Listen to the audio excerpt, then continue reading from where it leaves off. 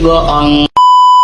Aku hanya memikirkan satu peraturan penting. Kenapa kau lakukan hari ini kalau kau bisa melakukannya besok? Few moments later.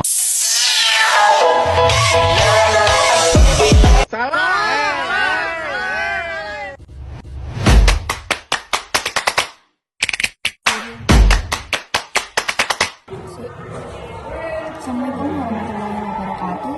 Di sini kami akan membahas tugas mengenai bab energi dan perubahannya pada mata pelajaran IPAS. Sebelum itu, perkenalkan saya Amanda Natania dan rekan saya. Perkenalkan, nama saya Nafisca Alfiana. Di sini saya akan membacakan soal yang pertama, yaitu apakah yang kamu ketahui tentang jenis bahan bakar kendaraan dan bagaimana perbandingan antara keduanya? Bisa dijawab oleh Manda. Nah, bahan bakar kendaraan umumnya ada beberapa jenis, termasuk bensin, diesel, etanol, dan bahan bakar listrik. Nah, yang pertama ada bensin. Bensin ini memiliki keuntungan mudah didapat, infrastruktur yang luas, dan performa yang baik.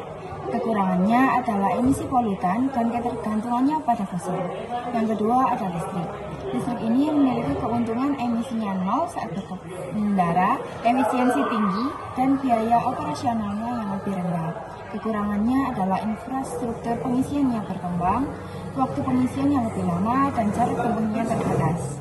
Kesimpulan dari perbandingan tersebut adalah emisi listrik lebih ramah lingkungan, efisiensinya listrik lebih efisien, dan biaya operasionalnya listrik lebih murah dalam jangka panjang. Untuk jarak tempuh, bensin umumnya lebih jauh dan pengisiannya cepat. Nomor 2, apakah kamu pernah berkeringat dan apa yang kamu rasakan ketika sedang berkeringat? Saya pernah berkeringat. Rasanya bola tubuh menjadi panas dan tubuh keluar cairan dari dalam tubuh melalui kulit. Rumusan pertanyaan yang pertama, apa alasan seseorang bisa berkeringat? Yang kedua, dari organ apa keringat bermunculan cairan? Yang ketiga, apa dampak seseorang yang berkeringat? Untuk pertanyaan ketiga, sebutkan dan jelaskan sumber energi tidak terbarukan yang ada dan digunakan oleh manusia hingga saat ini. Ada sumber energi yang tidak terbarukan yang digunakan hingga saat ini. Salah satunya adalah minyak bumi. Minyak bumi adalah sumber energi fosil yang terbentuk dari sisa-sisa organisme laut yang terpendam di bawah lapisan tanah selama jutaan tahun. Soal nomor 4, sebutkan dan jelaskan sumber energi terbarukan yang ada dan digunakan manusia hingga saat ini.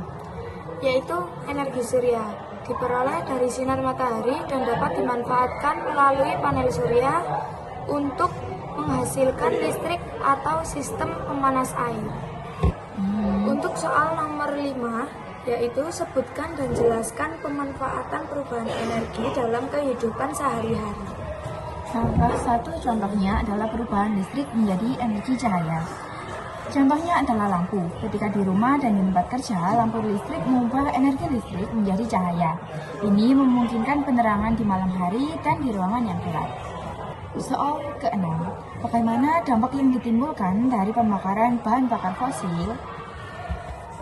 Yaitu hujan asam, gas sulfur dioksida, dan nitrogen oksida yang dilepaskan dari pembakaran bahan bakar fosil bereaksi dengan di atmosfer menghasilkan asam sulfur dan asam nitrat.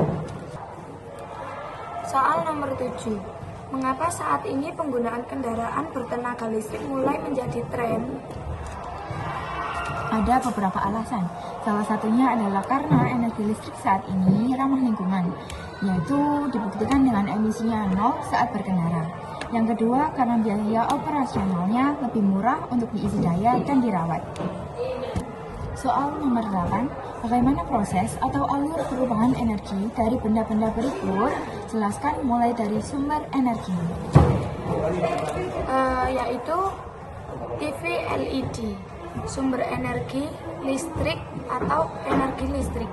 Alur energi listrik diubah menjadi energi cahaya pada layar dan energi bunyi melalui speaker di dalam TV. Untuk soal nomor 9, bagaimana alur proses pengolahan energi dalam tubuh manusia? Jelaskan sesuai gambar berikut. Oke, yang pertama adalah makanan. Makanan adalah sumber energi utama bagi tubuh. Lalu, makanan dicerna. Proses pencernaan ini memecah makanan menjadi molekul kecil dan kemudian diserap oleh tubuh. Yang ketiga ada aktivitas. Energi yang dihasilkan dari proses pencernaan digunakan oleh tubuh untuk melakukan berbagai aktivitas fisik. Yang keempat adalah suhu panas. Selain untuk aktivitas, sebagian energi juga digunakan untuk mempertahankan suhu tubuh. Nomor 10, dari konsep yang telah kalian pelajari, berikan solusi dari rumusan masalah yang telah kalian buat sebelumnya. Apakah wajar bila seseorang berkeringat? Ya, sangat wajar bagi seseorang untuk berkeringat. Berkeringat adalah respon alami tubuh untuk menjaga suhu agar tetap stabil, terutama saat tubuh panas, berolahraga, atau mengalami stres. Ini adalah bagian penting dari mekanisme tubuh untuk mendinginkan diri dan menjaga keseimbangan kesehatan. Kesimpulan dari materi energi dan perubahannya. Kami mempelajari banyak hal mengenai perubahan energi, jenis bahan bakar kendaraan, sumber energi yang tak terbarukan dan terbarukan, juga mempelajari mengenai pemanfaatan energi dalam kehidupan sehari-hari. Demikian materi yang dapat kami sampaikan, kurang lebihnya mohon maaf. Terima kasih dan wassalamualaikum warahmatullahi wabarakatuh.